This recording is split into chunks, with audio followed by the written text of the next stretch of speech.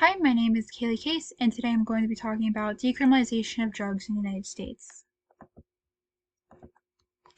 I believe the possession and consumption of all drugs should be decriminalized in the United States because, for one, its origins are based in racism. The whole reason that drug decriminalization was even brought about in the first place was to have a way to enforce control over minority populations that the government didn't exactly like.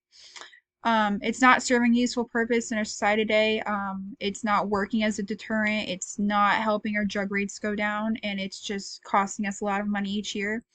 And other countries have enacted different degrees of drug decriminalization laws, and most of them see positive results after they do.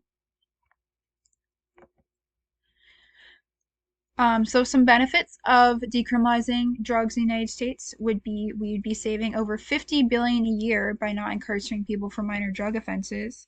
So of the total money spent each year on incarcerating people, 11% of that is spent on just putting people in jail for minor drug charges.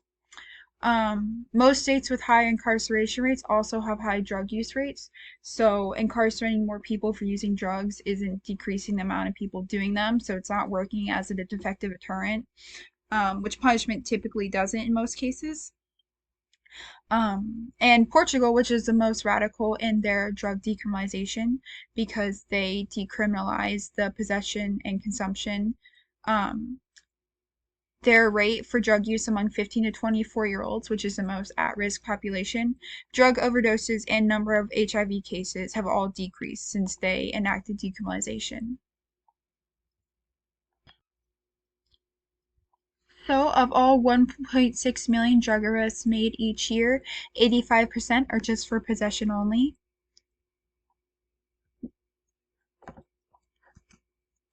And these are my references. Thank you all for taking the time to watch my presentation.